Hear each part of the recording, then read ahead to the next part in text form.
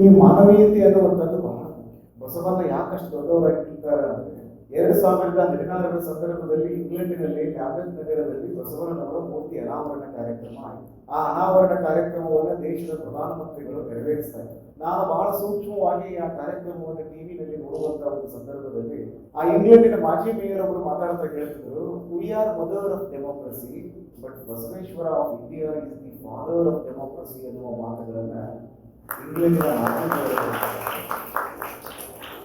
ಇಡೀ ಜಗತ್ತಿಗೆ ಪ್ರಜಾಪ್ರಭುತ್ವ ಕೊಟ್ಟವರು ನಾವು ಅನ್ನುವಂತಹ ಹಿನ್ನೆಲೆಯಲ್ಲಿ ಇಂಗ್ಲೆಂಡಿಗೆ ತೆಗೆಯುವಾಗೆಲ್ಲ ಆ ವಿಚಾರ ಇತ್ತು. ಯಾಕಂದ್ರೆ ಮ್ಯಾಗ್ನಾ ಕಾರ್ಟಾ ಬಗ್ಗೆ ನಾವು ಮಾತಾಡ್ತೀವಿ. ಅದು ಬಸವಣ್ಣನವರು ಆಗಿ ಹೋದ್ರೆ 80 ವರ್ಷಕ್ಕೆ ಅದರ ಬಗ್ಗೆ ಅಲ್ಲಿ ಚಿಂತನೆ ನಡೆಯಿತು ಅನ್ನುವಂಥದ್ದನ್ನು ನಾವು ಗಮನಿಸಬೇಕಾಗಿದೆ. ಒಬ್ಬ ಕಿಂಗ್ ಇದ್ರು, ಜಾನ್ ಅಂತ ಒಬ್ಬ ಕಿಂಗ್ ಇದ್ರೆ, ನಮ್ಮ ಕುಣಿಕರ್ ಸರ್ ಅವರಿಗೆ ಗೊತ್ತಿರಬಹುದು. ಜಾನ್ ಅಂತ ಒಬ್ಬ ಕಿಂಗ್ ಇದ್ರು. ಅವ್ರು ವಿಚಾರ ಮಾಡಿದ್ರು, ನನ್ನ ಮಾತನ್ನು ಯಾಕೆ ಎಲ್ಲರೂ ಕೇಳಬೇಕು, ಎಲ್ಲರೂ ಹೇಳಿದಂಗೆ ಯಾಕೆ ನಾನು ಕೇಳಬಾರ್ದು ಅಂತ ಚಿಂತನೆ ಮಾಡಿದ್ರು. ಅದೇ ಮ್ಯಾಗ್ನಾ ಕಾರ್ಟಾದಲ್ಲಿ ಉಲ್ಲೇಖ ಇತ್ತು. ಇಡೀ ಜಗತ್ತಿಗೆ ಪ್ರಜಾಪ್ರಭುತ್ವವನ್ನು ನೀಡಿದವರು ನಾವು ಅನ್ನುವಂಥ ಹಿನ್ನೆಲೆಯಲ್ಲಿ ಬದುಕ್ತಾ ಇರುವಂತಹ ಇಂಗ್ಲೆಂಡಿಗರು ಇವತ್ತು ಭಾರತ ದೇಶದ ಭಾಗ್ಯ ವಿಧಾತರಾಗಿರುವಂತಹ ಬಸವಣ್ಣನವರ ಮೂರ್ತಿ ಅನಾವರಣವನ್ನ ಮಾಡುವುದಕ್ಕಾಗಿ ಯಾಕೆ ಒಪ್ಪಿಕೊಂಡ್ರು ಅಂದ್ರೆ, ನಮಗಿಂತಲೂ 80 ವರ್ಷ ಮುಂಚೆಯೇ ಒಂದು ಧಾರ್ಮಿಕ ಸಂಸತ್ತನ್ನು ಕಟ್ಟಿರುವಂತಹ ಮಹಾತ್ಮ ಯಾರು ಅಂದ್ರೆ ಬಸವಣ್ಣನವರ ಅವರ ಮೂರ್ತಿಯನ್ನ ಲಂಡನ್ನಿನ ಲ್ಯಾಂಬೆತ್ ನಗರದಲ್ಲಿ ನೀವು ಅನಾವರಣಗೊಳಿಸಬಹುದು ಅನ್ನುವಂತಹ ಮಾತನ್ನು ಅವರೆಲ್ಲರಿಗೆ ಒಪ್ಕೊಳ್ತಾರೆ ಅಂತಂದ್ರೆ ಇದು ಭಾರತ ದೇಶಕ್ಕೆ ನೀಡಿರುವಂತಹ ಒಂದು ದೊಡ್ಡ ಗೌರವ ಅಂತ ನಾನು ಭಾವಿಸ್ಕೊಳ್ತೀನಿ. ಇಂಗ್ಲೆಂಡಿನ ರಾಜರಿಗೆ ಬಹಳ ಕಿಮ್ಮತ್ತಿಲ್ಲ, ರಾಣಿಯರಿಗೆ ಬಹಳ ಕಿಮ್ಮತ್ತಿಲ್ಲ. ನೀವು ವಿಕ್ಟೋರಿಯಾ ರಾಣಿ ಬಗ್ಗೆ ಕೇಳೋದು, ಅಲ್ಲಿದ ಅಷ್ಟ ಕಥೆಗಳು ಎಲ್ಲ ಕಡೆನೂ ಅದೇ ತರ ಹೆಣ್ಮಕ್ಳು ಮನಸ್ಸು ಮಾಡಿಬಿಟ್ರು ಅವ್ರು ಏನೆಲ್ಲ ಆಗಿಬಿಡ್ತದೆ. ಸಾಲಿ ಒಳಗೆ ಸರ್ ಕೇಳಿದ್ರು, ತಮ್ಮ ಏನ್ ತಿಂದ್ರೆ ಮೇಲಲ್ಲ ಆ ಹುಡುಗ ಏನ್ ಕೇಳಿದ್ರು, ನಿಮ್ಮ ಮನ್ಯಾಗ ಯಾರಿಗೆ ಹೆದರ್ತಿ ಅಂತ ಕೇಳಿದ್ರು. ಆ ಹುಡುಗ ಸರ್ ನಾ ಕರೆ ಹೇಳ್ಬೇಕು ಅಂತ ಸುಳ್ಳು ಹೇಳ್ಬೇಕು ಹೇಳಿದ್ರು. ಸ್ವಾಮಿಗಳು ಮುಂದೆ, ಗುರುಗಳ ಮುಂದೆ, ಡಾಕ್ಟರ್ ಮುಂದೆ ಒಟ್ಟ ಸುಳ್ಳು ಹೇಳ್ಬಾರ್ದಪ್ಪ, ಕರೆನೇ ಹೇಳ್ಬೇಕು, ಯಾರಿಗೆ ಹೆದರ್ತಿ ಹೇಳು ಸರ್. ಕರೆ ಹೇಳ್ಬೇಕಂದ್ರೆ ನಮ್ಮ ಮನ್ಯಾಗ ನಮ್ಮ ಅವ್ವಾಗ ಹೆದರ್ತಂದ್ರೆ, ಯಾಕೋ ನಿಮ್ಮ ಅಪ್ಪಗೆ ಯಾಕೆ ಹೆದರಂಗಿಲ್ಲ ಅಂತ ಸರ್ ಕೇಳಿದ್ರು. ನಮ್ಮ ಅಪ್ಪನ ನಮ್ಮ ಅವ್ವಾಗ ಹೆದರ್ತ ಅಂತ ಹೇಳಿದ್ರು. ರಾಣಿ ಏನಿದ್ರಲ್ಲ ವಿಕ್ಟೋರಿಯಾ ರಾಣಿ, ಇವತ್ತು ಇಂಗ್ಲೆಂಡ್ನ ಒಂದು ಐತಿಹಾಸಿಕತೆಯ ಕುರಿತಾಗಿ ನೀವು ಚಿಂತನೆಯನ್ನು ಮಾಡಿದಾಗ ನಿಜಕ್ಕೂ ಬಹಳ ವಿಚಿತ್ರ ಅನಿಸ್ತದೆ. ಒಂದ್ಸರಿ ಈ ವಿಕ್ಷಿಪ್ತನೂ ಅನಿಸ್ತದೆ. 200 ವರ್ಷಗಳವರೆಗೆ ನಮ್ಮನ್ನ ಆಳಿರುವಂತಹ ಇಂಗ್ಲೆಂಡಿಗರಿಗೆ ಬಸವಣ್ಣ ಯಾಕೆ ಅಷ್ಟೊಂದು ಪ್ರಿಯ ಆದರು ಅನ್ನೋದು ಪ್ರಶ್ನೆ ಇದೆ. ನೋಡಿ, ನಾವೆಲ್ಲ ಯಾಕೆ ಖುಷಿ ಪಡಬೇಕು ಅಂದ್ರೆ, ಇಂಗ್ಲೆಂಡಿನಲ್ಲಿ ಧಾರ್ಮಿಕ ಪುರುಷರ ಮೂರ್ತಿಯನ್ನು ಅನಾವರಣ ಮಾಡೋದಕ್ಕೆ ಅವಕಾಶ ಇಲ್ಲ. ಅಲ್ಲಿ ಆಗಿದ್ದು ಇಬ್ಬರದೇ, ಒಂದು ಬುದ್ಧನದು, ಒಂದು ಬಸವಣ್ಣನದು. ಅದು ಯಾಕಾಯಿತು ಅಂದ್ರೆ ಪ್ರಜಾಪ್ರಭುತ್ವದ ಹಿನ್ನೆಲೆಯಲ್ಲಿ ಅವರು ಕೆಲಸ ಮಾಡ್ಯಾರ ಅನ್ನೋ ಕಾರಣಕ್ಕಾಗಿ ಆಯಿತು ಅನ್ನುವಂಥ ಚರಿತ್ರೆಯನ್ನು ನಾವು ಕೇಳಿದಾಗ ಬಹಳ ಖುಷಿ ಅನಿಸ್ತದೆ. ಬಸವಣ್ಣ ಯಾಕಷ್ಟು ದೊಡ್ಡವರಾದ್ರು?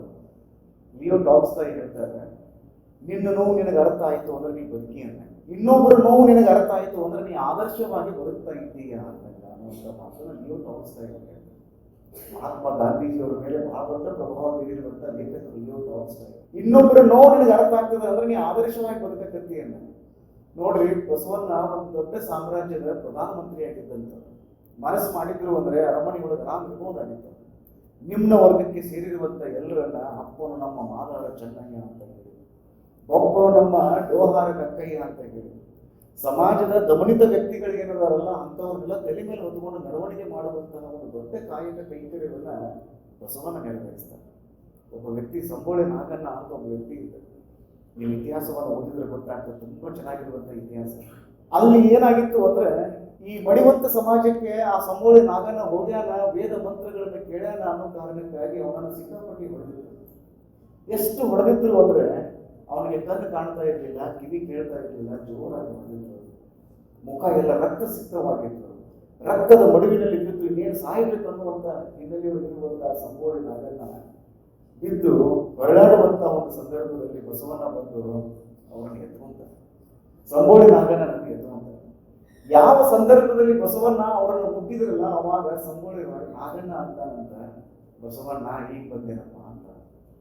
ಅಲ್ಲಪ್ಪ, ನಿನ್ನ ಕಣ್ಣು ಕಾಣಂಗಿಲ್ಲ, ರಕ್ತ ಸಿಕ್ತವಾಗಿ ಮುಖ ಆಗ, ನಿನಗೇನೋ ಕಾಣದೇ ಇರುವಂತ ಒಂದು ಸಂದರ್ಭದಲ್ಲಿ ನಾನಾ ಬಸವಣ್ಣ ಅನ್ನೋದು ನಿನಗೆ ಹೆಂಗೆ ಗೊತ್ತಾಯಿತು ಅಂತ ಬಸವಣ್ಣ ಕೇಳಿ. ಅವಾಗ ಸಂಗೊಳ್ಳಿ ನಾಗಣ್ಣ ಮಾಂಚಂದ ಹೇಳಿದ, ಬಿದ್ದವರನ್ನ, ನೊಂದವರನ್ನ, ಸಾಯಕತ್ತವರನ್ನ ಎಬ್ಬಿಸುವಂತಹ ಏಕೈಕ ವ್ಯಕ್ತಿ ಯಾರು ಅಂದ್ರೆ ಅವರು ಬಸವಣ್ಣ ಮಾತ್ರ ಅದಾರ. ಅದಕ್ಕೆ ನೀವು ಬಸವಣ್ಣ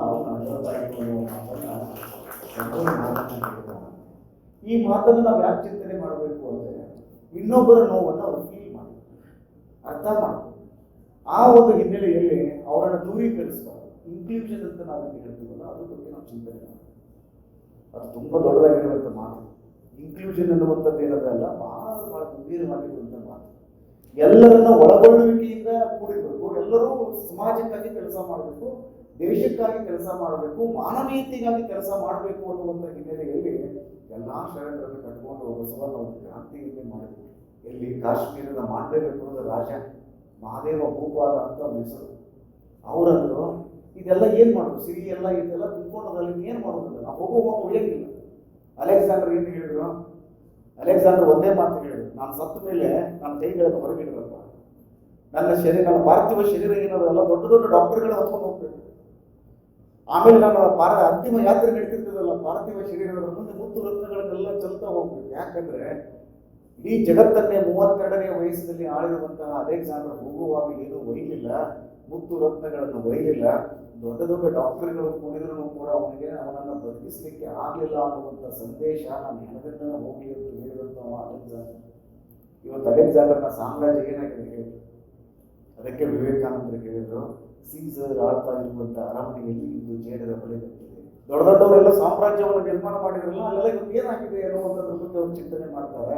ಅದಕ್ಕೆ ನಾವು ಹೀಗೆ ಚಿಂತನೆ ಮಾಡಬೇಕು. ಇನ್ನೊಬ್ಬರ ನೋವನ್ನು ನಾವು ಅರ್ಥ ಮಾಡ್ಕೊಂಡು ಬಿಟ್ಟಿವಿ ಅಂತಂದ್ರೆ ಅದೇ ಮಾನವೀಯ ಮೌಲ್ಯ. ಆ ಕುರಿತಾಗಿ ಬಸವಣ್ಣ ಚಿಂತನೆ ಮಾಡಿದ್ರು. ಈ ಕಾರಣಕ್ಕಾಗಿಯೇ ಅಲ್ಲಿ ಕಾಶ್ಮೀರದ ಮಾಂಡವ್ಯಪುರದ ಮೋಳಿಗೆಯ ಮಾರಯ್ಯನವರು ಕಲ್ಯಾಣಕ್ಕೆ ಬಂದು ಕಟ್ಟಿಗೆ ಹೊಡೆಯುವಂತ ಕೆಲಸ ಮಾಡಿ, ಒರಿಸ್ಸಾದಿಂದ ಶರಣರು ಬಂದರು, ಸೌರಾಷ್ಟ್ರದಿಂದ ಬಂದರು, ಮಹಾರಾಷ್ಟ್ರದಿಂದ ಬಂದರು, ತಮಿಳುನಾಡಿನಿಂದ ಬಂದರು, ಕರ್ನಾಟಕದಿಂದ ಅದು ಸರಿನೇ ಸರಿ ಎಲ್ಲರೂ ಸೇರಿ ಅಲ್ಲಿ ಕಲ್ಯಾಣಕ್ಕೆ ಯಾಕೆ ಸೇರಿದ್ರು ಅಂದ್ರೆ ಬಸವಣ್ಣನ ತಾಕತ್ತಷ್ಟು ದೊಡ್ಡದಿತ್ತು. ಯಾಕೆ ಬಸವಣ್ಣ ದೊಡ್ಡವರಾದ್ರು ಅಂದ್ರೆ ಬಸವಣ್ಣ ಒಮ್ಮೆ ಹೇಳ್ಬಿಟ್ರೆ ನನಗಿಂತ ಯಾರು ಸಣ್ಣವರು. ಇದು ಅಹಂಕಾರ ನಿರಸನ ಸ್ಥಿತಿ. ನಾವೊಂದು ಸ್ವಲ್ಪ ಕೆಲಸ ಮಾಡಿರ್ತೀವಿ, ನಾವು ಭಾಳ ದೊಡ್ಡವರು ಕೇಳ್ಕೊಂಡಾಗ ಬಸವಣ್ಣ ಅಂದ್ರೆ ನನಗಿಂತ ಯಾರು ಸಣ್ಣವರು, ಶಿವಭಕ್ತರಿಗಿಂತ ಯಾರೋ ದೊಡ್ಡವರು, ಯಾರು ಆಧ್ಯಾತ್ಮವಾದಿಗಳದಾರಲ್ಲ ಅವರಿಗಿಂತ ಯಾರು ದೊಡ್ಡವರಿಲ್ಲ, ನಾನು ಬಹಳ ಸಣ್ಣವ, ನಾನಲ್ಲ, ನನ್ನದಲ್ಲ, ನನ್ನಿಂದಲ್ಲ, ನೀವೇ ಎಲ್ಲ, ನಿಮ್ಮದೇ ಎಲ್ಲ, ನಿಮ್ಮಿಂದಲೇ ಎಲ್ಲ ಎಲ್ಲ ಅನ್ಕೋಂತ ನಾವು ಸಣ್ಣ ಅನ್ಕೋಂತ ಇವತ್ತು ಬಸವಣ್ಣ ಇಂಗ್ಲೆಂಡಿಗೆ ಹೋದ್ರು, ನಾವ ದೊಡ್ಡವರು ಅನ್ಕೋಂತ ನನಗೆ ಇದೇ ವ್ಯತ್ಯಾಸ. ಬುದ್ಧನನ್ನು ಯಾರೋ ಕೇಳಿ, ಯಾಕೆ ನೀವೆಲ್ಲ ಕೆಳಗೆ ಕೂತ್ಕೊಳ್ತೀವಿ? ಬುದ್ಧನ ಕೇಳಿದ್ರಂತೆ, ಕೆಳಗೆ ಕೂತ್ಕೊಂಡವ್ರು ಯಾವಾಗ ಬೀಳಂಗಿಲ್ಲಪ್ಪ, ಅದಕ್ಕೆ ನಾನು ಕೆಳಗೆ ಕೂತ್ಕೊಳ್ತೀನಿ ಅಂತ ಎಂತ ಥಾಟ್ ಅದಲ್ಲ. ಒಂದು ಪಾಸಿಟಿವ್ ಥಾಟ್ ಅನ್ನುವಂಥದ್ದು ಏನಲ್ಲ, ಇಡೀ ಜಗತ್ತನ್ನೇ ಅದು ಬದಲಾಯಿಸಬಲ್ಲ. ಆ ಒಂದು ಹಿನ್ನೆಲೆಯಲ್ಲಿ ಬಸವಣ್ಣ ಮಾಡಿರುವಂಥದ್ದು ಏನು ಅಂದ್ರೆ, ನಾನು ಸಣ್ಣವ ಅಂತ ತಿಳ್ಕೊಂಡು ಹೇಳಿದ್ರು, ಅಹಂಕಾರವನ್ನು ಇಟ್ಕೊಂಡಿರಲಿಲ್ಲ. ಎಲ್ಲರನ್ನ ನಾನು ಹೇಳಿದ್ರು, ಮೊದಲಿಗೆ ಸಹೋದರಿಯರಿಗೆ ಯೋಚನೆ ಹೇಳಿದ್ರೆ ನನಗೆ ಬಹಳ ಖುಷಿ ಆಯಿತು. ಇವನಾರು ಅಂತ ನಾವು ಕೇಳುವಂಗಿಲ್ಲ. ಇವ ನಮ್ಮವ ಅಂತ ಅನ್ಕೋಂತ ಹೋಗಿ ನಿಮ್ಮ ಮನೆಯ ಮಗನೆಂದೆನಿಸಯ್ಯ ಅನ್ನುವಂಥ ಒಂದು ಸಂದೇಶವನ್ನ ಬಸವಣ್ಣ ಹೇಳ್ತಾರೆ. ಅದೇ ಪ್ರಕಾರ ಅವ್ರು ನಡ್ಕೊಂಡಿರ್ತಾರೆ. ಬಹಳ ಮಂದಿ ಬಸವಣ್ಣನ ಪರೀಕ್ಷೆ ಮಾಡ್ತಿದ್ರು. ಬಸವಣ್ಣವರು ಮಹಾಮನೆಯೊಳಗೆ ಹೋಗಿ ಪ್ರಸಾದ ಮಾಡಬೇಕು ಅಂದ್ರೆ ಲಿಂಗ ಕಟ್ಕೊಂಡು ಹೋಗ್ಬೇಕಿತ್ತು. ಅಲ್ಲಿ ಒಂದಿಷ್ಟು ಮಂದಿ ಏನ್ ಮಾಡಿದ್ರು ಅಂದ್ರೆ ಲಿಂಗ ಕಟ್ಕೊಳ್ಳೋರು ಒಳಗೆ ಬಿಡಂಗಿಲ್ಲ. ಯಾಕಂದ್ರೆ ವಿಜಯಪುರ ಜಿಲ್ಲೆಯ ಅಪರೂಪದ ಶರಣರಾಗಿರುವಂತ ಮಡಿವಾಳ ಮಾಚದೇವರ ಹೆಸರನ್ನು ನೀವು ಕೇಳಿರಲಿಲ್ಲ. ಇಲ್ಲಿ ದೇವರಿಗೆ ಪ್ರಿಯರು ಮಡಿವಾಳ ಮಾಚಯ್ಯ ಲಿಂಗ ಇರಲಿಲ್ಲ ಅಂದ್ರೆ ಯಾರೋ ಒಳಗೆ ಬಿಡ್ತಿರ್ಲಿಲ್ಲ. ಇಷ್ಟು ಲಿಂಗ ಕಟ್ಕೊಂಡ್ರೆ ಒಳಗೆ ಅಲ್ಲಿ ನಿಮ್ಗೆ ಒಂದು ಮನೆ ಅದೊಂದು ರೀತಿ ಪಾಸ್ ಇದ್ದಂಗ್ರಿ. ಅಲ್ಲಿ ಮಹಾಮನೆಯೊಳಗೆ ಹೋಗ್ಬೇಕು ಅಂದ್ರೆ ಇಷ್ಟು ಲಿಂಗವನ್ನು ಕಟ್ಕೊಂಡು ಹೋಗ್ಬೇಕು. 4 ಮಂದಿ ಮುಟ್ಟಾಡ್ರೆ ಏನು ವಿಚಾರ ಮಾಡಿದ್ರು ಅಂದ್ರೆ ಲಿಂಗ ಅಂತ ತಿಳ್ಕೊಂಡು ಬದನಿಕಾಯಿ ಯಾಕೆ ಕಟ್ಕೋಬಾರ್ದು? ಬದನಿಕಾಯಿನ ಲಿಂಗ ಮಾಡಿ ಕಟ್ಕೊಂಡು ಒಳಗೆ ಬಂದು ಊಟ ಮಾಡಕತ್ತಿದ್ರು.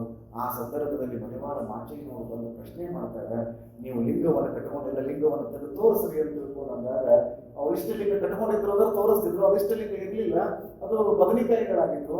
ಅದನ್ನ ತೆಗೆದು ನೋಡಿದಾಗ ಬದನಿಕಾಯಿ ಅನ್ನೋದು ಗೊತ್ತಾಯ್ತಲ್ಲ, ಬಸವಣ್ಣವನ್ನು ಕರ್ಕೊಂಡು ಬಂದ್ರು. ನೋಡಿ ಇವರೆಲ್ಲರೂ ಬದನಿಕಾಯಿ ಕಟ್ಕೊಂಡು ಬಂದಾಗ ಅಂತ ತಿಳ್ಕೊಂಡಂದಾಗ ಬಸವಣ್ಣನ ದೃಷ್ಟಿ ಎಷ್ಟು ಹಣ್ಣಾಗಿತ್ತು ಅಂದ್ರೆ ಬಹಳ ಮಂದಿ ಇಷ್ಟಲಿಂಗವನ್ನ ಬದನಿಕಾಯಿ ಅಂತ ತಿಳ್ಕೊಂಡಿರ್ತಾರೆ. ಇವರು ಬದನಿಕಾಯಿಯನ್ನೇ ಇಷ್ಟಲಿಂಗ ತಿಳ್ಕೊಂಡಾರಪ್ಪ, ಮೊದಲು ಹೊರಗೆ ಬಿಡೋರು. ಯಾಕೆ ಬರುತ್ತೆ ಅಂದ್ರೆ ಇನ್ನೊಂದು ಪ್ರಸಂಗನೂ ಇದೆ. ಕಲ್ಲಿನ ಚೂರುಗಳನ್ನು ಕೂಡ ಕಲ್ಲು ಅಂತ ತಿಳ್ಕೊಂಡು ಲಿಂಗ ಅಂತ ತಿಳ್ಕೊಂಡು ಅವ್ರು ಹೊರಗೆ ಬರ್ತಾರೆ. ಅವಾಗ ಬಸವಣ್ಣ ಇದೇ ಮಾತಂತ, ಲಿಂಗವನ್ನು ಕಲ್ಲು ಅಂತ ತಿಳ್ಕೊಂಡಿರುವಂತ ಜನಗಳ ಮಧ್ಯೆ ಕಲ್ಲನ್ನೇ ಲಿಂಗ ಅಂತ ತಿಳ್ಕೊಂಡಾರಲ್ಲಪ್ಪ, ಮೊದಲು ಅವ್ರು ಹೊರಗಡೆ ಬಿಡ್ರಿ ಅನ್ನುವಂತ ಮಾತನ್ನು ಬಸವಣ್ಣ ಅಂದ್ರೆ ಒಬ್ಬ ತಾಯಿ, ಅವರಲ್ಲಿ ದೋಷವನ್ನು ನೀವು ಹುಡುಕೊಡೋಕೆ ಸಾಧ್ಯನೇ ಇಲ್ಲ. ಅದಕ್ಕೆ ಸ್ವತಃ ಅಲ್ಲಮ ಪ್ರಭುದೇವರು ಅಂದ್ರೆ ಜ್ಞಾನದ ಸೂರ್ಯ, ಗೊತ್ತಿರಲಿ ಅಂತ ಹೇಳ್ತೀನಿ. ಅಲ್ಲಮ ಪ್ರಭುದೇವರು ಒಬ್ಬರು ಎಷ್ಟು ವಚನಗಳನ್ನು ಬರೆದಾರಂದ್ರೆ 280 ಕೋಟಿ ವಚನವ ಹಾಡಿ ಹಲವು ಹಂಬಲಿಸಿದ್ದೆಲ್ಲ ಮನ ಅಂತ ಬರೀತಾರೆ. 280 ಕೋಟಿ ಅಂದ್ರೆ 160 ಕೋಟಿ ವಚನ ಅಲ್ಲಮ ಪ್ರಭುದೇವರು ಒಬ್ಬರೇ ಬರೆದಾರೆ. ಈಗ ನಮಗೆ ಸಿಕ್ಕಿದ ವಚನಗಳು ಎಷ್ಟು ಅಂದ್ರೆ 23,000 ವಚನಗಳು, ಎಲ್ಲಿವರೆಗೂ ಷಣ್ಮುಖ ಶಿವೆಗಳವರೆಗೂ ಕೂಡ 23,000 ವಚನಗಳನ್ನು ಇಟ್ಕೊಂಡು ನಾವು ಇವತ್ತು ಇಂಗ್ಲೆಂಡಿಗೆ ಹೋದ್ವಿ. ಬಸವಣ್ಣವ್ರನ್ನ ಎಲ್ಲರೂ ಹೃದಯದಲ್ಲಿ ಒಪ್ಕೊಳ್ತಾರೆ. ಆ ಎಲ್ಲ ವಚನಗಳು ಸಿಕ್ಕಿದ್ರೆ ಏನಾಗಿರ್ಬೇಡ ಹೇಳೋದು. ಇಂತಹ ಅದ್ಭುತವಾಗಿರುವಂತಹ ವಚನ ಸಾಹಿತ್ಯವನ್ನು ರಚನೆ ಮಾಡಿ ಈ ಕ್ಷೇತ್ರದಲ್ಲಿ ಮಾತಾಡಿಲ್ಲ ಅಂತ ಹೇಳಕ್ ಬರಂಗಿಲ್ಲ. ಅಂತ ಅಲ್ಲಮ ಪ್ರಭುದೇವರು 160 ಕೋಟಿ ವಚನಗಳನ್ನು ಬರೆದಿರುವಂತಹ ಅಲ್ಲಮ ಪ್ರಭುದೇವರು ಅಂದಾಗ ಮಹಾಮಹಿಮ ಸಂಗನ ಬಸವಣ್ಣ ನನಗೂ ಗುರು ನಿನಗೂ ಗುರು ಜಗವೆಲ್ಲಕ್ಕಿಯೂ ಗುರುಕಾನ ಮಹೇಶ್ವರ ಅಂತ ಅವರಂತ ಅಂತ ಒಂದು ಅದ್ಭುತ ತೀರೋದಾತ್ತ ನಿಲುವಿನ ಅಲ್ಲಮ ಪ್ರಭುಗಳು ಆ ಮಾತುಗಳನ್ನು ಹೇಳ್ತಾರೆ. ಅಂದ್ರೆ ಬಸವಣ್ಣ ಬಹಳ ದೊಡ್ಡವರಂತ. ಬಸವಣ್ಣ ಹೇಳಿರುವಂತಹ ತತ್ವಗಳು ಬಹಳ ಸಿಂಪಲ್ ಅದ. ಎಲ್ಲರನ್ನ ನಾವು ಒಪ್ಕೊಳ್ಬೇಕು ಅನ್ನುವಂಥದ್ದು ಒಂದು ತತ್ವ. ಆದ್ರೆ ಇನ್ನೊಂದು ಕಾಯಕ ತತ್ವ. ಇದನ್ನು ನಾವು ಬಹಳ ಸ್ಪಷ್ಟವಾಗಿ ನೆನಪಿಟ್ಟುಕೊಳ್ಬೇಕು. ಕಾಯಕ ಅಂದ್ರೆ ಏನು? ಕಾರ್ಲ್ ಮಾರ್ಕ್ಸ್ ಅವ್ರ ಬಗ್ಗೆ ನಾವು ಅಧ್ಯಯನ ಮಾಡಬೇಕು. ನೀವು ಕಮ್ಯುನಿಸ್ಟರ ಬಗ್ಗೆ ನೀವು ಚಿಂತನೆ ಮಾಡಿದ್ರೆ ಅಂದ್ರೆ ಗೊತ್ತಾಗ್ತದೆ. ಕಾರ್ಲ್ ಮಾರ್ಕ್ಸ್ ಅವರು ಬರೆದಿರುವಂತಹ ಪುಸ್ತಕ ಹಲ್ಚಲ್ ಕಮ್ಯುನಿಸ್ಟ್ ಮ್ಯಾನಿಫೆಸ್ಟೋ ಅನ್ನುವಂಥ ಒಂದು ಗ್ರಂಥ ಇಡೀ ಏಷ್ಯಾ ಖಂಡದಲ್ಲಿನೇ ಬಹಳ ದೊಡ್ಡದಾಗಿರುವಂತಹ ಬೆಳಕನ್ನು ಬೀರಿತು ಅನ್ನುವಂಥದ್ದನ್ನು ಕೇಳ್ತೀವಿ. ಫ್ರಾನ್ಸ್ನಲ್ಲಿ ಕ್ರಾಂತಿನೇ ಆಯಿತು ಅಂತ ನಾವು ಹೇಳ್ತೀವಿ. ಇಂಥ ಕಮ್ಯುನಿಸ್ಟ್ ಮ್ಯಾನಿಫೆಸ್ಟೋದಲ್ಲಿ ಇರುವಂಥದ್ದು ಏನು ಅಂತ ನೀವು ಕೇಳಿದ್ರಿ ಅಂದ್ರೆ ಕಾರ್ಮಿಕ ವರ್ಗದವರಿಗೆ ಒಳ್ಳೆಯದಾಗಬೇಕು, ಕೆಲಸಗಾರರಿಗೆ ಒಳ್ಳೆಯದಾಗಬೇಕು, ಡಿಗ್ನಿಟಿ ಆಫ್ ಲೇಬರ್ ಅನ್ನುವಂಥ ಮಾತನ್ನ ಕಾರ್ಲ್ ಮಾರ್ಕ್ಸ್ ಹೇಳಿದ ಅಂತ ನಾವು ಕೇಳ್ತೀವಿ. ದಾಸ್ ಕ್ಯಾಪಿಟಲ್ ಓದಿದ್ರಿ ಅಂದ್ರೆ ಅದೇ ಸಿಗೋದು. ಇಂಥ ಕಾರ್ಲ್ ಮಾರ್ಕ್ಸ್ನ ಸಿದ್ಧಾಂತಗಳನ್ನ ಇವತ್ತು ಬಹುದೊಡ್ಡ ಪ್ರಮಾಣದಲ್ಲಿ ಇವತ್ತು ಪ್ರಚಾರ ಮಾಡಲಾಗ್ತದೆ, ಅದರ ಬಗ್ಗೆ ಚಿಂತನೆ ಮಾಡಲಾಗ್ತದೆ. ಇಂತಹ ಡಿಗ್ನಿಟಿ ಆಫ್ ಲೇಬರ್ ಅನ್ನುವಂಥದ್ದನ್ನ 12ನೇ ಶತಮಾನದಲ್ಲಿ ಬಸವಣ್ಣ ಹೇಳಿದರು. ಚಪ್ಪಲಿ ಹೊಲಿಯುವಂತ ಹರಳೆಯನ್ನು ಕೂಡ ಸಾಮಾನ್ಯ ಶರಣನೆ, ಅಲ್ಲಿ ಚರ್ಮ ಹದ ಮಾಡುವಂತಹ ಮಾದಾರ ಚೆನ್ನಯ್ಯನು ಕೂಡ ಅವನು ಒಂದು ಅದ್ಭುತವಾಗಿಯೇ ಬದುಕಬೇಕು ಅನ್ನುವಂಥವನ್ನೇ ಹಂಗಿರ್ಬೇಕು ಅಂತಾನೆ ಬಸವಣ್ಣ ಬಯಸಿದ್ರು. ಸಮಾಜದ ಕಟ್ಟಕಡೆಯ ವ್ಯಕ್ತಿಗೂ ಕೂಡ ಸಾಮಾಜಿಕ ನ್ಯಾಯ ಸಿಗಬೇಕು, ಸಮಾಜದ ಮುಖ್ಯವಾಹಿನಿಗೆ ಬರಬೇಕು ಅಂತ ಹೇಳಿ ಬಹಳ ದೊಡ್ಡ ಕಾಯಕ ಕೈಂಕರ್ಯವನ್ನು ಬಸವಣ್ಣ ಮಾಡಿದ್ರು ಅಂತ ಈಗ ಹೇಳುವಾಗಲೆಲ್ಲ ನನ್ನ ಅಮೆರಿಕ ಅಧ್ಯಕ್ಷರಾಗಿರುವಂತಹ ಅಬ್ರಹಾಂ ಲಿಂಕನ್ ಅವರು ನೆನಪಿಕೊಳ್ಳುತ್ತೆ. ಅಬ್ರಹಾಂ ಲಿಂಕನ್ ಅವರು ಚಪ್ಪಲಿ ಹೊಲಿಯವ್ರ ಮಗ ಇದ್ರು. ಅವ್ರ ಇತಿಹಾಸ ಗೊತ್ತದೆ ಯಾಕೆಂದ್ರೆ ಅಬ್ರಹಾಂ ಲಿಂಕನ್ ಅವ್ರ ಬಗ್ಗೆ ದಯವಿಟ್ಟು ಹೋದ್ರೆ ಅಮೆರಿಕದ ಅಧ್ಯಕ್ಷರಾಗಿರುವಂತಹ ಅಬ್ರಹಾಂ ಲಿಂಕನ್ ಅವರು ಇಲೆಕ್ಷನ್ ಅಲ್ಲಿ ಗೆದ್ರಲ್ಲಿ 27 ಎಲೆಕ್ಷನ್ ಸೋತಿರ್ತಾರೆ. ಅವರು ಅಧ್ಯಕ್ಷರಾಗೋದಕ್ಕಿಂತ ಮುಂಚಿತವಾಗಿ 27 ಎಲೆಕ್ಷನ್ ಸೋತಿರ್ತಾರೆ. ಒಂದು ಎಲೆಕ್ಷನ್ ಗೆಲ್ತಾರೆ. ಇನ್ನೇನು ಪ್ರಮಾಣ ವಚನ ಸ್ವೀಕಾರ ಮಾಡ್ಬೇಕಂತ ತಿಳ್ಕೊಂಡು ಹೋಗುವಂತ ಸಂದರ್ಭದಲ್ಲಿ ತಥಾಕಥಿತ ಸಂಪ್ರದಾಯವಾದಿಗಳು ಅಲ್ಲಿ ಇದ್ರಲ್ಲ, ಎಲ್ಲ ಕಡೆ ಇರ್ತೈತ್ರಿ ಅಲ್ಲಿ ಇದ್ರಲ್ಲ, ಅವಾಗ ಒಂದು ಮಾತಂದ್ರು ಅವರು ಅಬ್ರಹಾಂ ಲಿಂಕನ್ ಅವರು, mister Abraham Lincoln, you don't forget that you are son of a shoe maker ಅಂತ ಒಂದು ಸ್ಟೇಟ್ಮೆಂಟ್ ಮಾಡಿ ಅವ್ರನ್ನ ಚುಚ್ಚಬೇಕು, ವ್ಯಂಗ್ಯವಾಗಿ ಮಾತಾಡಬೇಕು. ಒಬ್ಬ ಚಪ್ಪಲಿ ಹೊಲಿಯವನ ಮಗ ಇವತ್ತು ಅಧ್ಯಕ್ಷ ಆಗಲ್ಲ ಅನ್ನುವಂಥದ್ದನ್ನು ಅವ್ರನ್ನ ಸಮಾಧಾನವಾಗಿ ಇರೋದಕ್ಕೆ ಬಿಡಬಾರ್ದು ಅಂತ ಹೇಳಿ ಒಬ್ಬ ಸ್ಟೇಟ್ಸ್ಮನ್ ಒಬ್ಬ ಎದ್ದು ಹೇಳ್ತಾರೆ, you are son of a shoe maker, don't forget that ಅಂತ ಹೇಳಿದಾಗ ಅಬ್ರಹಾಂ ಲಿಂಕನ್ ಅವರು yes indeed I am a proud son of a shoe maker ಅಂತ. ನಾನು ಚಪ್ಪಲಿ ಹೊಲಿಯವನ ಮಗ ಇವತ್ತು ದೊಡ್ಡ ದೇಶದ ಅಧ್ಯಕ್ಷನಾಗಿ ನಾನು ಕೆಲಸ ಮಾಡ್ತಾ ಇದ್ದೀನಿ ಅಂದ್ರೆ ನನ್ನ ತಂದೆಗೆ ನಾನು ಕೊಡುವಂತಹ ಒಂದು ದೊಡ್ಡ ಉಡುಗೊರೆ ಅಂದ್ರೆ ಇದೇ ಅನ್ನುವಂತಹ ಮಾತನ್ನ ಅಬ್ರಹಾಂ ಲಿಂಕನ್ ಅವರು ಹೇಳಿದ್ರು ಅನ್ನುವಂಥದ್ದನ್ನು ಕೇಳಿದಾಗ ನಾವೆಲ್ಲರೂ ಹೆಮ್ಮೆ ಪಡಬೇಕು. ನಾವು ಯಾವ ಕೆಲಸ ಮಾಡ್ತೀವಲ್ಲ ಅದರ ಬಗ್ಗೆ ನಮಗೆ ಡಿಗ್ನಿಟಿ ಇರಬೇಕು. ಕೆಲಸದಲ್ಲಿ ಯಾವ ಕೀಳು ಮೇಲು ಅನ್ನುವಂಥದ್ದು ಇಲ್ವೇ ಇಲ್ಲ. ಎಲ್ಲ ಕೆಲಸನೂ ಕೂಡ ಶ್ರೇಷ್ಠವಾಗಿರುವಂಥದ್ದೇ. ಇದನ್ನು ಬಸವಣ್ಣ ಬಹಳ ಚಂದ ಹೇಳಿದ್ರು, ಕಾಯಕವೇ ಕೈಲಾಸ. ಇನ್ನೂ ಒಂದು ಹೆಜ್ಜೆ ಮುಂದೆ ಹೇಳ್ತಾರೆ, ಯಾರು ಕಾಯಕವನ್ನ ಕೈಲಾಸ ಅಂತ ತಿಳ್ಕೊಳ್ತಾರಲ್ಲ ಅವ್ರ ಕಾಯವೇ ಕೈಲಾಸ ಅಂತ ಹೇಳಿದ್ರು. ಕಾಯ ಅಂದ್ರೆ ಏನು? ಶರೀರ. ಕಾಯಕವೇ ಕೈಲಾಸ ಅಂತ ಯಾರು ತಿಳ್ಕೊಂಡು ಕೆಲಸ ಮಾಡ್ತಾರಲ್ಲ ಅವ್ರ ಕಾಯವೇ ಕೈಲಾಸ ಆಗ್ತದೆ ಅಂತ ಬಹಳ ಚಂದ ಹೇಳಿದ್ರು ಅವರು. ಇವತ್ತು ನಾವೆಲ್ಲ ಏನ್ ತಿಳ್ಕೊಳ್ತೀವಿ ಅಂದ್ರೆ ಕಾಯಕವೇ ಲಾಸ್ ಈ ಲೆಕ್ಕಕ್ಕೆ ಬಂದ್ಬಿಟ್ರೆ ನಾವು ಕೆಲಸ ಮಾಡ್ರಿ ಅಂದ್ರೆ ನಾವು ಕೈ ಲಾಸ್ ಅನ್ನುವಷ್ಟರ ಮಟ್ಟಿಗೆ ನಾವು ಬಂದ್ವಿ ಅಂದ್ರೆ ನಾವು ಹೆಂಗೆ ಬಸವಣ್ಣನ ಮಾನವೀಯ ಮೌಲ್ಯಗಳನ್ನು ಅರ್ಥ ಮಾಡ್ಕೊಳ್ಳೋಕೆ ಸಾಧ್ಯತೆ ಇಲ್ಲ. ನಾವು ಕಾಯಕವನ್ನು ಮಾಡಬೇಕು. ಪೂಜೆ ಆಮೇಲೆ, ಕಾಯಕ ಮೊದಲು. ಬಸವಣ್ಣ ಪ್ರಶ್ನೆ ಕೇಳಿದ್ರು, ಎಲ್ಲರೂ ಪೂಜೆ ಮಾಡ್ಕೋತ ಕೂತು ಬಿಟ್ರು ಅಂದ್ರೆ ಉಣ್ಣುದೇನಂತ ಹೇಳಿದ್ರು. ನಾನೇ ಒಂದು ಪ್ರಶ್ನೆ ಕೇಳಿದ್ರು, ಬಸವಣ್ಣ ಇದನ್ನು ಸ್ಪಷ್ಟವಾಗಿ ಕೇಳಿದ್ರು, ನೀವೆಲ್ಲರೂ ಪೂಜೆ ಪುನಸ್ಕಾರಗಳನ್ನ ಮಾಡ್ಕೋತ ಕೂತು ಬಿಟ್ರಿ ಅಂದ್ರೆ ಉಣ್ಣುದೇನದ, ಅದಕ್ಕೆ ಏನು ಮಾಡೋಣ್ರಿ ಅಂತ ಯಾರೋ ಕೇಳಿದ್ರು. ಅವಾಗ ಬಸವಣ್ಣ ಹೇಳಿದ್ರು, ಅದಕ್ಕೇನು ಮಾಡಂಗಿಲ್ಲ, ಎಷ್ಟು ಬೇಕಷ್ಟ ಪೂಜೆ ಮಾಡುವುದು. ಕಾಯಕನೇ ಮೂಲ ದ್ರವ್ಯವಾಗಬೇಕು, ಮೂಲ ಸ್ರೋತ ಆಗಬೇಕು, ಮೂಲ ಧ್ಯೇಯ ಆಗಬೇಕು. ಅವಾಗ ನೀವೇನು ಮಾಡಬೇಕು ಅಂದ್ರೆ ಪೂಜೆ ಮಾಡುವುದೇ ಕಾಯಕ ಆಗಬಾರದು, ಕಾಯಕವೇ ಪೂಜೆ ಆಗಿಬಿಡ್ತು ಅಂದ್ರೆ ಒಂದು ದೇಶ ವಿಶ್ವಕ್ಕೆ. ಡಾಕ್ಟರ್ APJ ಅಬ್ದುಲ್ ಕಲಾಂ ಇದನ್ನೇ ಹೇಳೋದು. ನನಗೆ ಯಾಕೆ ಅವ್ರ ಬಗ್ಗೆ ಖುಷಿ ಅನ್ನಿಸ್ತದೆ ಅಂದ್ರೆ ಈ ದೇಶದ ಘನತೆ ಬೆತ್ತ ರಾಷ್ಟ್ರಪತಿಗಳಾಗಿ ಕೆಳಗಿಳಿದು ಬರುವಾಗ ಅವ್ರ ಹತ್ರ ಏನಿತ್ತು ಅಂತ ಕೇಳಿದರೆ ಅಂತ ಆಶ್ಚರ್ಯ ಆಗ್ತದೆ. 2,500 ಬುಕ್ಸ್ ಇತ್ತು, 10 ಜೊತೆ ಬಟ್ಟೆ ಮಾತ್ರ ಇತ್ತು. ಅವ್ರ ಅಕೌಂಟಲ್ಲಿ ಕ್ರೋಸ್ ಟುಗೆದರ್ ರೊಕ್ಕ ಇತ್ತು. ಇವತ್ತೊಬ್ಬ ಗ್ರಾಮ ಪಂಚಾಯತಿ ಮೆಂಬರ್ ನಡೆಯೋಕ್ಕಾಗಂಗಿಲ್ಲ, ಘಟಕ ನಮ್ಮ ನೋಡ್ಬೇಕು ಅವ್ರು ಹೆಂಗಿರ್ತಾರೆ. ಇದೆಲ್ಲ ಯಾಕೆ ಆಗ್ತದೆ? ಅಬ್ದುಲ್ ಕಲಾಂ ಅವರು ಯಾವಾಗ ಯುರೋಪಿಯನ್ ಪಾರ್ಲಿಮೆಂಟ್ ಅಲ್ಲಿ ಒಂದು ಮಾತು ಹೇಳಿದ್ರು, ತುಂಬಾ ಚೆನ್ನಾಗಿರುವಂತ ಮಾತು, ಎಲ್ಲರೂ ಜೋರಾಗಿ ಎದ್ದು ನಿಂತ್ಕೊಂಡು ಚಪ್ಪಾಳೆ ತಟ್ಟಿ ಆ ಮಾತನ್ನು ಸ್ವಾಗತ ಮಾಡಿದ್ರು. APJ ಅಬ್ದುಲ್ ಕಲಾಂ ಅವರು ಹೇಳ್ತಾರೆ, where there is righteousness in the heart there is beauty in the character, when there is beauty in the character there is harmony in the home, when there is harmony in the home there is order in the nation, when there is order in the nation there is peace in the world ಅಂತ ಹೇಳಿದಾಗ ಎಲ್ಲರೂ ಜೋರಾಗಿ ಚಪ್ಪಾಳೆ ತಟ್ಟಿ ಅವ್ರ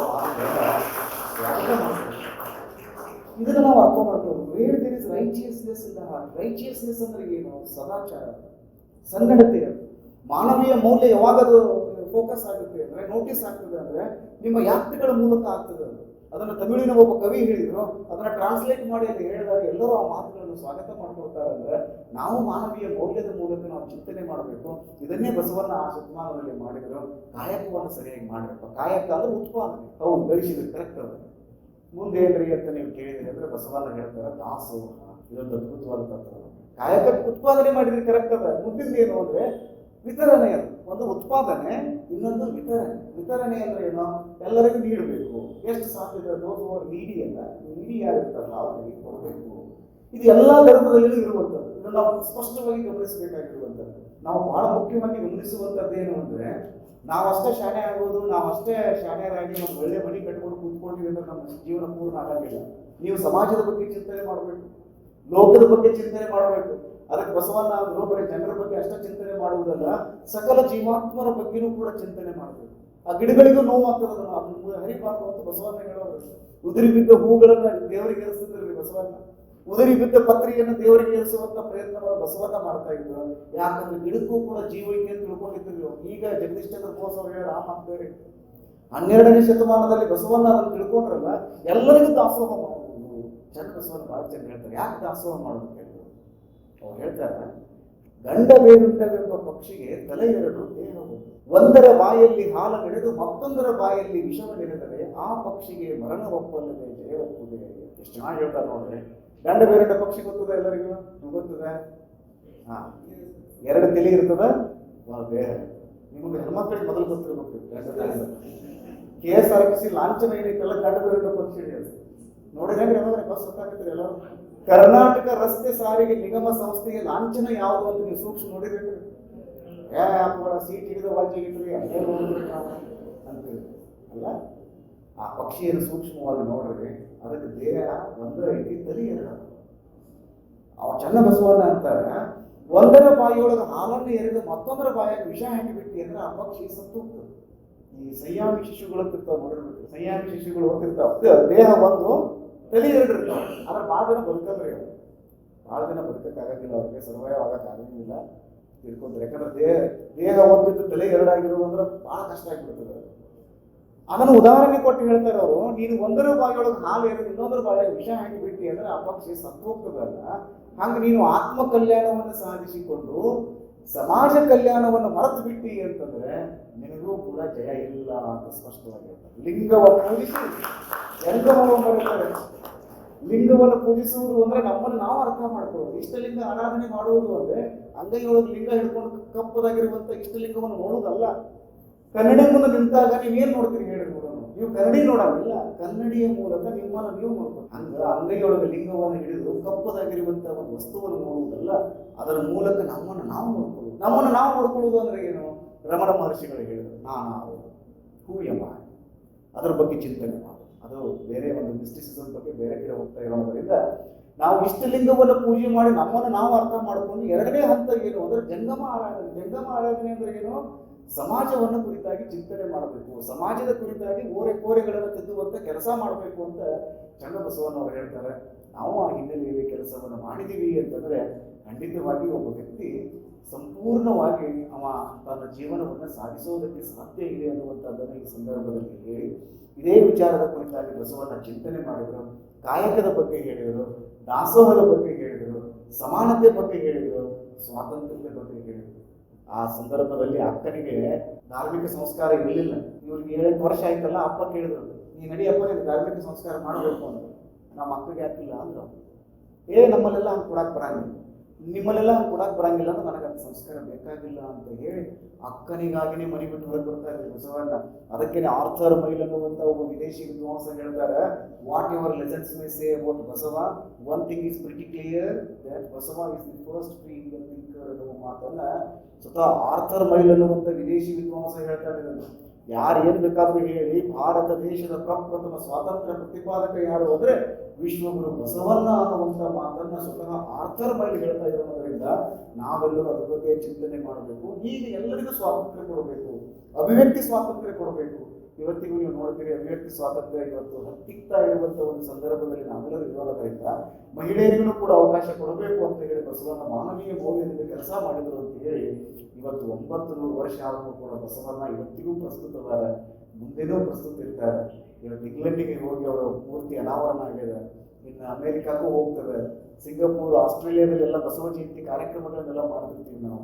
ಯಾಕೆ ಇದನ್ನೆಲ್ಲ ನಾವು ಹೇಳಬೇಕು ಅಂದ್ರೆ, ಯಾವ ವ್ಯಕ್ತಿ ದೊಡ್ಡವಾಗ್ತಾನಂದ್ರೆ ಸ್ಟೇಟಸ್ನಿಂದ ಯಾರೋ ದೊಡ್ಡವರಾಗಲ್ಲ. ಇದನ್ನು ನಾವು ಬಹಳ ಸ್ಪಷ್ಟವಾಗಿ ತಿಳ್ಕೊಂಡು, ಸರ್ವಿಸ್ನಿಂದ ನಾವು ದೊಡ್ಡವರಾಗ್ತೀವಿ. ಸ್ಟೇಟಸ್ ಏನಾಗ್ತದೆ, ಬರ್ತದ ಹೋಗ್ತದೆ. ಈ ಸರ್ವಿಸ್ ಅನ್ನುವಂಥದ್ದು ಏನೈತಿಲ್ಲ, ಸೆಲ್ಫ್ಲೆಸ್ ಸರ್ವಿಸ್ ಅಂತ ನಾವೇನು ಕರಿತೀವಲ್ಲ, ಅದು ನಮ್ಮನ್ನು ಬಹಳ ಎತ್ತರಕ್ಕೆ ಒಯ್ತದ ಅನ್ನೋ ಕಾರಣಕ್ಕಾಗಿನೇ ಇವತ್ತು ಬಸವಣ್ಣವ್ರ ಬಗ್ಗೆ ಈ ಶಿಕ್ಷಣ ಸಂಸ್ಥೆಯಲ್ಲಿ ತಾವೆಲ್ಲರೂ ಚಿಂತನೆ ಮಾಡ್ತಾ ಇರುವಂಥದ್ದನ್ನು ನೋಡಿದರೆ ನನಗೆ ಬಹಳ ಅಂದರೆ ಬಹಳ ಖುಷಿ ಆಯಿತು. ಈ ಶಿಕ್ಷಣ ಸಂಸ್ಥೆ ಬಗ್ಗೆ ಏನು ಹೇಳೋದು ಹೇಳಿ, ಇಲ್ಲಿ ನೋಡು, ಒಂದು ಕಮ್ಯುನಲ್ ಹಾರ್ಮನಿ ಅನ್ನುವಂಥದ್ರ ಬಗ್ಗೆ ನಾವು ಮಾತಾಡ್ತೀವಿ. ಇಲ್ಲೆಲ್ಲ ನೀವು ಮಾಡ್ತಾ ಇದ್ದೀವಿ. ಸ್ವಾಮಿ ವಿವೇಕಾನಂದರ ಅಧ್ಯಯನ ಪೀಠವನ್ನು ಶುರು ಮಾಡಿದ್ವಿ, ಬಸವಣ್ಣನವರ ಅಧ್ಯಯನ ಪೀಠವನ್ನು ಶುರು ಮಾಡಿದ್ವಿ, ಅಲ್ಲವ ಪ್ರಭುದೇವರು ಇಕ್ಬಾಲರ ಕುರಿತಾಗಿ ಚಿಂತನೆ ಆಗಬೇಕು ಅನ್ನೋ ಕಾರಣಕ್ಕಾಗಿ ನೀವು ಅಧ್ಯಯನ ಪೀಠವನ್ನು ಶುರು ಮಾಡಿದ್ವಿ. ಆಮೇಲೆ ಅಂಬೇಡ್ಕರರ ಕುರಿತಾಗಿ ಚಿಂತನೆ ಆಗಬೇಕು ಅಂತ ನೀವೆಲ್ಲರೂ ಈ ಅಧ್ಯಯನ ಪೀಠವನ್ನು ಶುರು ಮಾಡಿದ್ದನ್ನು ನೋಡಿದರೆ ಅತ್ಯಂತ ಆದರ್ಶಪ್ರಾಯವಾಗಿರುವಂತಹ ಶಿಕ್ಷಣ ಸಂಸ್ಥೆ ಅಂದ್ರೆ ಇದೇ ಶಿಕ್ಷಣ ಸಂಸ್ಥೆ ಏನೋ ಅನ್ನುವಂಥ ಮಟ್ಟಿಗೆ ಬಹಳ ಚಲೋ ಅನಿಸ್ತದೆ. ಈ ಜಗತ್ತಿನೊಳಗೆ ವಂಡರ್ ಅಂತ ಯಾವುದನ್ನು ತೆಗಿಬೇಕು, 7 ವಂಡರ್ಸ್ ಅಂತ ಹೇಳ್ತಾರೆ, 7 ವಂಡರ್ಸ್ ಇನ್ ದ ವರ್ಲ್ಡ್ ಅಂತ ಹೇಳ್ತಾರೆ. ಅದು ಯಾವುದೂ ನನಗೆ ವಂಡರ್ ಅನ್ಸಂಗೆ ಇಲ್ಲ. ಯಾವ ವಂಡರ್ ಅನ್ನಿಸ್ತದೆ ಅಂದ್ರೆ 140 ಕೋಟಿ ಜನಸಂಖ್ಯೆ ಇರುವಂತ ದೊಡ್ಡ ದೇಶ, ಪ್ರೀತಿಯಿಂದ ನಾವೆಲ್ಲರೂ ಬದುಕಾಕತ್ತೀವಲ್ಲ, ಇದೇ ಜಗತ್ತಿನ ದೊಡ್ಡ ಅದ್ಭುತ. ಅದಕ್ಕಿಂತ ಇದು ಬಹಳ ದೊಡ್ಡ ಅದ್ಭುತ ಇದೆ. ಯಾಕಂದ್ರೆ ಇಂಥದ್ರ ಬಗ್ಗೆ ನಾವು ಪ್ರಾಮಾಣಿಕವಾಗಿ ಚಿಂತನೆಯನ್ನು ಮಾಡುವಂತ ಒಂದು ಸಂದರ್ಭದಲ್ಲಿ ನಾವೆಲ್ಲರೂ ಇರೋದ್ರಿಂದ ಮಾನವೀಯ ಮೌಲ್ಯನೇ ಗೆಲ್ಲೋದು. ಇವತ್ತು ಯುರೋಪ್ ಅಥವಾ ಯುನೈಟೆಡ್ ಸ್ಟೇಟ್ಸ್ ಆಫ್ ಅಮೆರಿಕಾ ಅಂತ ನಾವೇನು ಹೇಳ್ತೀವಿ, ಅದೆಲ್ಲ ಒಂದು ಟ್ರೆಂಡ್ ಶುರುವಾಗಿದೆ. ರಿಲಿಜನ್ ಯಾವುದು ಅಂತ ಕೇಳಿದ್ರೆ ಯಾವುದನ್ನು ಆಗ್ತಾ ಇಲ್ಲ ಜನ. ಇದು ನಾವು ಮಾನವ ಧರ್ಮಕ್ಕೆ ಸಂಬಂಧಪಟ್ಟವರು ಅಂತ ಹೇಳ್ತಾರಂತ, ಆ ಥರ ಕಲಿಸ್ಕೊಳ್ಳೋದಕ್ಕೆ ಅವ್ರು ಖುಷಿ ಪಡ್ತಾರಂತ ಒಂದು ಟ್ರೆಂಡ್ ಎದ್ದದೆ. ಅದು 1 hour another day ಎಲ್ಲ ಕಡೆ ಅದು ವ್ಯಾಪಿಸಬೇಕು. ಮಾನವರು ನಾವೆಲ್ಲರೂ ಒಂದೇ ಅನ್ನುವಂಥದ್ರ ಬಗ್ಗೆ ನಾವೆಲ್ಲರೂ ಚಿಂತನೆ ಮಾಡಬೇಕು. ಪ್ರೀತಿ ಸೌಹಾರ್ದತೆಯಿಂದ ಬದುಕಬೇಕು. ಯಾಕಂದ್ರೆ 21ನೇ ಶತಮಾನ ಯುದ್ಧದ ಶತಮಾನ ಅಲ್ಲ ಇದು. ನಾವು ವಿಕಾಸ ಆಗಬೇಕು, ವಿಕಾರ ಆಗಬಾರ್ದು. ಆ ಒಂದು ಹಿನ್ನೆಲೆಯಲ್ಲಿ ನಾವೆಲ್ಲರೂ ಚಿಂತನೆ ಮಾಡಬೇಕು. ಅದೇ ಮಾನವೀಯ ಮೌಲ್ಯ ಅಂತ ನಾವೆಲ್ಲರೂ ತಿಳ್ಕೊಂಡು ನಮ್ಮ ಬದುಕನ್ನು ಸಾರ್ಥಕ ಮಾಡ್ಕೊಳ್ಬೇಕು ಅನ್ನುವಂಥ ಮಾತನ್ನು ಈ ಸಂದರ್ಭದಲ್ಲಿ ಹೇಳಿ, ಮನುಷ್ಯನ ನೋಡಿ ಜಗತ್ತು ಸ್ವರ್ಗ ಯಾಕಾಗೈತಿ ಅಂದ್ರೆ ಮನುಷ್ಯನಿಂದ ಆಗಿದೆ. ಚಂದ ವಿಮಾನಗಳನ್ನು ಕಂಡು ಹಿಡಿದಾನ, ರಾಕೆಟ್ ಸೈನ್ಸ್ ಕಂಡು ಹಿಡಿದಾನ, ಏರೋಸ್ಪೇಸ್ ಅದ. ಈ ಜಗತ್ತು ಯಾಕೆ ಇಷ್ಟು ಚಂದ ಕಾಣಕತ್ತೈತಿ ಅಂದ್ರೆ ಇದು ಮನುಷ್ಯನಿಂದನೇ ಚಂದ ಕಾಣಕತ್ತೈತಿ. ಈ ಜಗತ್ತು ಯಾಕೆ ಇಷ್ಟು ಹದಗೆಟ್ಟು ಬಿಟ್ಟೈತಿ ಅಂದ್ರೆ ಇದು ಮನುಷ್ಯನಿಂದನೇ ಹದಗೆಟ್ಟು ಬಿಟ್ಟೈತಿ. ಇದು ಚಂದ ಕಾಣೋದು ನಮ್ಮಿಂದನೇ ಆದ್ರೆ ಇದು ಹದಗೆಟ್ಟು ಹೋಗುವುದು ನಮ್ಮಿಂದನೇ ಇರೋದ್ರಿಂದ ನಾವು ಚಂದ ಕಾಣಿಸುವುದರ ಭಾಗವಾಗಬೇಕು, ಹೊರತಾಗಿ ನಾವು ಹದಗೆಡಿಸುವುದರ ಭಾಗ ಆಗಬಾರದು ಅನ್ನುವಂಥದ್ದನ್ನು ಯಾರು ತಿಳ್ಕೊಳ್ತಾರಲ್ಲ ಅವರಿಂದ ಮಾತ್ರ ವಿಶ್ವಕ್ಕೆ ಕಲ್ಯಾಣ ಆಗುತ್ತೆ ಅನ್ನುವಂಥ ಮಾತನ್ನು ಈ ಸಂದರ್ಭದಲ್ಲಿ ಹೇಳಿ, ಇಂಥ ಅನೇಕ ವಚನಗಳನ್ನು ಬಸವಣ್ಣನವರು ತಮ್ಮ ತತ್ವ ಸಂದೇಶಗಳನ್ನು ವಚನಗಳ ಮೂಲಕ ಹೇಳ್ತಾರೆ. ನನಗೆ ಬಹಳ ಖುಷಿ ಆಯಿತು. ಈ ಶಿಕ್ಷಣ ಸಂಸ್ಥೆ ಬಗ್ಗೆ ನಮ್ಮ ಸರ್ ಎಲ್ಲ ಮಾತಾಡೋದು ಹೇಳ್ತಿದ್ರು, ಅವರು ನಮ್ಮ ಸರ್ ಎಲ್ಲ ಬಂದಿದ್ರು. ಈ ಟೀಚರ್ಸ್ ಅನ್ನುವಂಥವ್ರು ಏನಾದ್ರಲ್ಲ ಇವರು ಬಹಳ ಮುಖ್ಯ. ಇದು ಸಿಗ್ನಿಫಿಕೆಂಟ್ ರೋಲ್ ಟೀಚರ್ಸ್ ಏನಿದೆ ಅಲ್ಲ, ತುಂಬ ದೊಡ್ಡದಾಗಿರುವಂಥ ಪಾತ್ರವನ್ನು ವಹಿಸಿದೆ. ಇಂಗ್ಲೆಂಡಿನಲ್ಲಿ ಅಥವಾ ಅಮೆರಿಕಾದಲ್ಲಿ ಇವತ್ತು ಹೆಂಗೊಂದು ಟೆಂಡೆನ್ಸಿ ಶುರು ಆಗಿಬಿಟ್ಟது ಅಂದ್ರೆ, ಎಸ್ಪೆಷಲಿ ಅಮೆರಿಕಾದಲ್ಲಿ ಒಂದು ಮಾತು ಹೇಳ್ತಾರೆ, teachers in America they see their students are future presidents of America ಅಂತ ಒಂದು ಮಾತು. ಅಮೆರಿಕದ ಕ್ಲಾಸ್ ರೂಮ್ನಲ್ಲಿ ಕೂತ್ಕೊಂಡು ಟೀಚರ್ಸ್ ಎಲ್ಲ ಪಾಠ ಮಾಡುವಾಗ ಏನು ತಿಳ್ಕೊಳ್ತಾರೆ ಅಂದ್ರೆ, ನನ್ನ ಕ್ಲಾಸ್ ರೂಮ್ನಲ್ಲಿ ಯಾರೋ ಹುಡುಗ ಬಂದು ಕುತ್ಕೊಂಡಾನ ಅಂತ ತಿಳ್ಕೊಳ್ಳೋಂಗಿಲ್ಲ ಅವರು. ಈ ದೇಶದ ಘನತೆ ವ್ಯಕ್ತ ಅಧ್ಯಕ್ಷರಾಗುವಂಥ ವ್ಯಕ್ತಿ ಒಬ್ಬ ನನ್ನ ಕ್ಲಾಸ್ ರೂಮ್ನಾಗ ಕೂತ್ಕೊಂಡು ಕೇಳಾಕತ್ತಾನ ಅಂತ ತಿಳ್ಕೊಂಡು ಅವ್ರು ಪಾಠ ಮಾಡ್ತಾರೆ. ನಾವು ಹೆಂಗೆ ಮಾಡ್ತೀವಿ? ನಾವು ಸರ್ಟಿಫಿಕೇಟ್ ಸಲುವಾಗಿ ಅಭ್ಯಾಸ ಮಾಡ್ತೀವಿ. ಸರ್ಟಿಫಿಕೇಟ್ ಓರಿಯೆಂಟ್ ಆಗಿ ದಯವಿಟ್ಟು ಕಲಿಸ್ಲಿಕ್ಕೆ ಹೋಗ್ಬಾರ್ದು. ಒಬ್ಬ ಯಾವ ಬೋರ್ಡ್ ಹಾಕಿದಂತೆ ₹1,00,000 ಕೊಟ್ಟರೆ ಒಂದು MAR ಸರ್ಟಿಫಿಕೇಟ್ ಕೊಡ್ತೀವಿ ಅಂತ ಒಬ್ಬ ಕುದುರೆ ಮೇಲೆ ಕೂತು ಹೋದಲ್ಲ, ಸರ್ ನಮಗೆ MAR ಸರ್ಟಿಫಿಕೇಟ್ ಕೊಡ್ತಂತ ಹಾಕಿರಲ್ಲ, ಬೋರ್ಡ್ ಕೊಡ್ತೀವಿ, ನಿಮ್ಮ ಸಲುವಾಗಿ ತೆಗೆದು ಬರ್ರಿ ಅಂತ ಕೊಡ್ರಿ ಅಂತ ತಿಳ್ಕೊಂಡು ₹1,00,000 ಕೊಟ್ಟ MAR ಸರ್ಟಿಫಿಕೇಟ್ ನೋಡಿ ಖುಷಿ ಕೊಟ್ಟು ಹಾಕಂತ ಯಾಕಂದ್ರೆ ಸಾಲಿ ಹಿಂದೂ ಅಡ್ಡಾಡ್ಲಾರಂತ ಮನುಷ್ಯ ನೀವು ಮುಂದಲ್ಲ, ಸಾಲಿ ಹಿಂದೂ ಅಡ್ಡಾಡ್ಲಾರವ ಹಂಗೂ ಹಿಂಗೂ ನಮ್ಮ ಅಪ್ಪ ಗಳಿಸಿರುವಂಥ ರಾಜ್ಯದೊಳಗೆ ನನಗೊಂದು MAR ಸರ್ಟಿಫಿಕೇಟ್ ಬಂತಲ್ಲ ಅಂತ ತಿಳ್ಕೊಂಡು ಖುಷಿ ಪಡಾಕತ್ತಿಲ್ಲ. ಕುತ್ಕೊಂಡು ಕುದುರೆ ಮೇಲೆ ಕೂತು ಮನೆಗೆ ಬರಾಕತ್ತಿಲ್ಲ, ಸುಮ್ಮನೆ ಬರ್ಬೇಕು ಬೇಡ. ಅವ ಅಂದ ಹಂಗೂ ಹಿಂಗೂ ₹1,00,000 ಕೊಟ್ಟಿದ್ರೆ ನನಗೊಂದು MAR ಸರ್ಟಿಫಿಕೇಟ್ ಕೊಟ್ಟಾರ ಅಂದ್ರೆ ನಮ್ಮ ಕುದುರೆಗೆ ಒಂದು ಯಾಕೆ ತಗೋಬಾರ್ದು? ಯಾಕಂದ್ರೆ ಕುದುರೆ ಮೇಲೆ ಕುಂತು ಬರ್ತಾರೆ, MAR ಕುದುರೆ ಮೇಲೆ ಕುಂತು ಬರ್ತಾರೆ ಅಂದ್ರೆ ನಮ್ಮ ಊರಾಗ ನಂಗ ಹವ. ಈಗ ಹುಡುಗರು ನೋಡಿದ್ರಿ ಟಾಟಾ ರಾಯಲ್ ಎನ್ಫೀಲ್ಡ್ ಅದರ ಮೇಲೆನೇ ಬರಬೇಕು, ಅದೊಂದು ಹವಾ ಬೇರೆ ರೀ, ನಮ್ದ ಹವಾ ರೀ ಅನ್ನುವಂಥ ಹುಡುಗರು ಒಂದು ಟೆಂಡೆನ್ಸಿ ಒಂದು ನಾವು ಇಷ್ಟ ತಿಳ್ಕೊಂಡು ಬಿಡೋದು. ವಸ್ತುವಿನಿಂದಾಗಿ ನಮಗೆ ಕಿಮ್ಮತ್ತು ಬಂತು ಅಂದ್ರೆ ನಾವು ಸಾಧಾರಣ ಮನುಷ್ಯರು, ನಮ್ಮಿಂದಾಗಿ ವಸ್ತುವಿಗೆ ಕಿಮ್ಮತ್ತು ಬಂತು ಅಂದ್ರೆ ನಾವು ದೊಡ್ಡ ಮನುಷ್ಯರು ಅಂತ ನಾವು ಬೇರೆ ಇನ್ನೊಂದು ಸಾಲಿಗೆ ಹೋಗ್ಲಾರ್ದಿದ್ದಲ್ರಿ ನಾವು ಕುದುರೆ ಮೇಲೆ ಕೂತ್ ಬರುವಾಗ ಅಂದಾಗ ನಮ್ಮ ಅಪ್ಪ ಹೆಂಗೂ ರೊಕ್ಕ ಭಾಳ ಗಳಿಸಿಟ್ಟಾಗ $1,00,000 ಹೋದ್ರೆ ಚಿಂತಿಲ್ಲ, ಅದ್ರ ತಿಜೋರಿ ಒಳಗೆ ಹೋಗಿ ಎಲ್ಲ ರೊಕ್ಕ ತೊಗೊಂಡು ಹೋಗಿ ನಾವು ಕುದುರೆಗೂ ಒಂದು MAR ಸರ್ಟಿಫಿಕೇಟ್ ತೊಗೊಂಡ್ಬರ್ಬೇಕಂತ ತೊಗೊಂಡು ಹೋದ್ರೆ ಮಲ್ಲಿಗೆ ಅವರೆಲ್ಲ ಕೂತಿದ್ರಲ್ಲ ಫ್ಯಾನ್ ಹಚ್ಕೊಂಡು ಫ್ಯಾನ್ ಯಾಕ್ರಿ ಸರ್ ಮತ್ತೆ ಬಂದ್ರಲ್ಲ ಹೆಸರಿನಾಗ ಹೆಚ್ಚು ಕಡಿಮೆ ಆಗೈತಿ, ಏನು ಹೆಚ್ಚು ಕಡಿಮೆ ಆಗಿಲ್ರಿ ನಮ್ಮೊಂದು ವಿನಂತಿ ಅದ. ಏನು ವಿನಂತಿ? ಹಂಗೂ ಹಿಂಗೂ $1,00,000 ಕೊಟ್ಟಿದ್ರೆ ನಮ್ಮೊಂದು MAR ಸರ್ಟಿಫಿಕೇಟ್ ಕೊಟ್ಟಿರಿ, ನಮ್ಮ ಕುದುರೆಗೂ ಒಂದು ಕೊಡ್ರಿ ಅಂದಾಗ ಬೆಳಕುತ್ತ ವ್ಯಕ್ತಿ ಅಂದ್ರೆ ನಾವು ಕೇವಲ ಕತ್ತೆಗಳಿಗೆ ಸರ್ಟಿಫಿಕೇಟ್ ಕೊಡ್ತೀವಿ, ನಾವು ಕೇವಲ ಕತ್ತೆಗಳಿಗೆ ಮಾತ್ರ ಸರ್ಟಿಫಿಕೇಟ್ ಕೊಡ್ತೀವಿ, ನಾವು ಕುದುರೆಗಳಿಗೆ ಕೊಡಂಗಿಲ್ಲ. ಏನಾಗುತ್ತೆ ಹೇಳ್ರಿ? ನೀವು ಮಕ್ಕಳಿಗೆ ಒಂದು ವಿಶೇಷವಾಗಿ ನಾವೆಲ್ಲ ಅರ್ಥ ಮಾಡ್ಬೇಕು. ಸರ್ಟಿಫಿಕೇಟ್ ಓರಿಯೆಂಟ್ ಆಗಿ ನೀವು ಎಜುಕೇಶನ್ ಅನ್ನು ಕೊಟ್ರಿ ಅಂದ್ರೆ, ಆ ಪಾಲಿಸಿ ಶುರುವಾಯಿತು ಅಂದ್ರೆ ಡೆಫಿನೆಟ್ಲಿ ನಮ್ಮ ದೇಶ ಉದ್ಧಾರ ಆಗೋದಕ್ಕೆ ಸಾಧ್ಯನೇ ಇಲ್ಲ. ಅದಕ್ಕೆ ನಾನು ಬಹಳ ಖುಷಿ ಅನಿಸೋದು ಏನು ಅಂದ್ರೆ 55-56 ವರ್ಷಗಳಿಂದ ಈ ಶಿಕ್ಷಣ ಸಂಸ್ಥೆ ಈ ಸರ್ಟಿಫಿಕೇಟ್ಗಾಗಿ ಅವ್ರು ಕಲಿಸ್ತಾ ಇಲ್ಲ, ಮೌಲ್ಯಯುತವಾಗಿರುವಂಥ ಶಿಕ್ಷಣವನ್ನು ಕೊಡ್ತಾ ಇದ್ದಾರೆ ಅನ್ನೋ ಕಾರಣಕ್ಕಾಗಿನೇ ಒಂದು ಶಿಕ್ಷಣ ಸಂಸ್ಥೆ 55 ವರ್ಷಗಳವರೆಗೆ ಬದುಕುವುದಕ್ಕೆ ಸಾಧ್ಯ ಅನ್ನೋದಕ್ಕೆ ಈ ಶಿಕ್ಷಣ ಸಂಸ್ಥೆಯ ಅದೆಲ್ಲ ಒಂದು ಕಾನ್ಶಿಯಸ್ ಆಗಿ ನಾವು ಯಾವ ರೀತಿ ಮುನ್ನಡಿಬೇಕು ಅನ್ನುವಂಥದ್ರ ಬಗ್ಗೆ ನಾವು ಗಂಭೀರವಾಗಿ ಚಿಂತನೆ ಮಾಡೋಣ. ಯಾಕಂದ್ರೆ ಇಲ್ಲೆಲ್ಲ ಟೀಚರ್ಸ್ ಇದೆ, ಎಲ್ಲ ಫ್ಯಾಕಲ್ಟೀಸ್ ಎಲ್ಲ ಅದೇ ಸಣ್ಣ ಸಣ್ಣ ಮಕ್ಕಳಿಗೆ 5ನೇ 6ನೇ ಓದುವಂಥ ಮಕ್ಕಳು ಇವತ್ತು ಆತ್ಮಹತ್ಯೆ ಮಾಡ್ಕೊಳಕತ್ತರು, 7ನೇ 8ನೇ ಓದುವಂಥ ಮಕ್ಕಳು ಇವತ್ತು ಕೊಲೆ ಸುಲಿಗೆಗಳನ್ನು ಮಾಡಕತ್ತರು, 9ನೇ 10ನೇ ಓದುವಂಥ ಮಕ್ಕಳು ಕೊಲೆ ಮಾಡಕತ್ತರು, 11ನೇ 10ನೇ ಮುಗಿಸ್ಬಿಟ್ಟು ಅವ್ರ ಹುಡುಗಿ ಅವ ಚೇರ್ಮನ್ ನಾನು ಮುಗಿದು ಕಾಲೇಜ್ ಮಾಡ್ತೀನಿ ಅಂತ ತಿಳ್ಕೊಂಡು ಆ ಲೆವೆಲ್ಗೆ ಇವತ್ತು ಮಕ್ಕಳು ತಯಾರಾಗ್ತಾ ಇರೋದ್ರಿಂದ ಅವರನ್ನು ನಾವು ಹೆಂಗೆ ಬದಲಾಯಿಸಬೇಕು ಅನ್ನುವಂಥದ್ರ ಬಗ್ಗೆ ನಾವು ಗಂಭೀರವಾಗಿ ಚಿಂತನೆ ಮಾಡಬೇಕು. ಆ ಹಿನ್ನೆಲೆಯಲ್ಲಿ ಇವೆಲ್ಲ ಮಾಡ್ತೀವಿ ಅಂತ ನಾನು ಅಂತೀನಿ. ಆ ಮಾನವೀಯ ಮೌಲ್ಯಗಳೊಂದಿಗೆ ನಾವೆಲ್ಲ ಮುನ್ನಡೆಯೋಣ, ನಾವೆಲ್ಲರೂ ಒಂದಾಗೋಣ, ನಾವೆಲ್ಲರೂ ಒಂದೇ, ನಮ್ಮ ಒಬ್ಬನೇ ತಂದೆ ಅನ್ನುವಂಥ ಮಾತನ್ನು ಹೇಳಿ